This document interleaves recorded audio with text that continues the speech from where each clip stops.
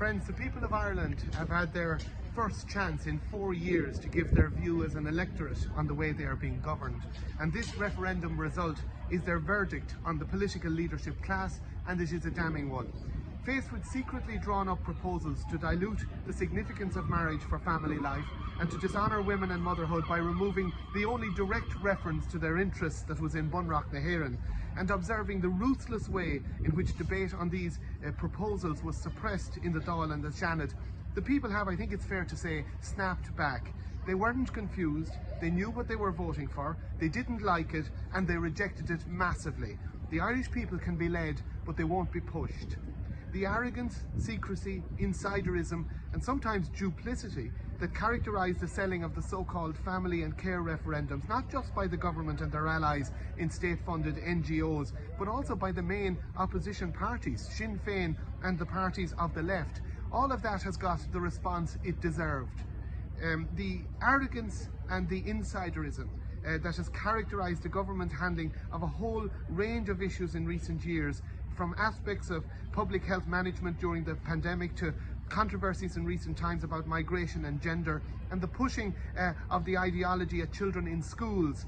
In all of these areas, we see a government that seems to be in a propaganda war against its own people, unwilling to face up to or even acknowledge the existence of hard questions, and mainly, I'm sad to say, being backed up by opposition parties who largely share their point of view that the people are not to be trusted, and largely we have a media that seems too often worried about biting the hand that feeds it. The result of all this is a loss of faith among many ordinary people in our democratic institutions, and also the rise of the citizen journalist and the citizen politician, because the people do not want faceless people with names we don't know and no accountability to us as shaping our destiny. Today we see a resounding defeat for the government, Sinn Féin and other parties, which, with the honourable exception of AN2, and there are lessons to be learned.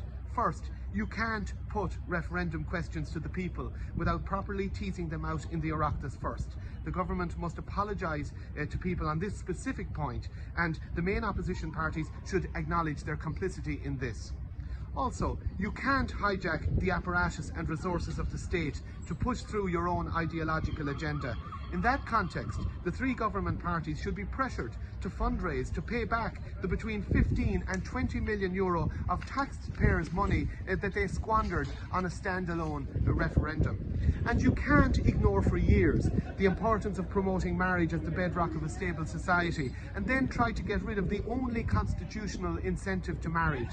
The government must now, in the light of today's result, commit to policies to promote marriage as an institution that serves our society well.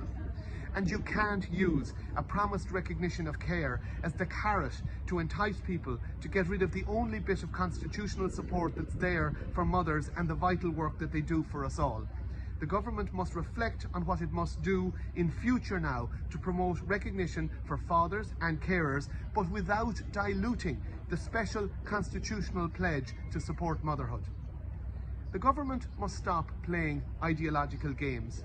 Today's resounding reaffirmation of family life, of marriage and the role of mothers, and the rejection of NGO-sponsored groupthink means that the government should press the pause button now on its culture war policies, including, to name three, its controversial hate speech legislation, with its lack of definition of hate and its strange new definition of gender. This bill threatens our political freedom of expression. The abuse of the education system to promote gender ideology, and any legislation that would try to underpin surrogacy, which turns children into commodities. Right now, The Independent and AN2 are the only show in town when it comes to telling the truth to people.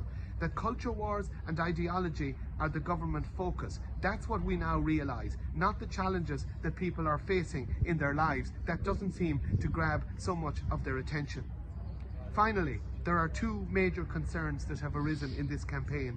One is the extent of mistruths peddled at the highest levels of government. This brings politics into disrepute, and it cannot go unchallenged. But number two is the apparent abuse of the McKenna judgment principles, which forbid the spending of public money on advocating one side of a referendum.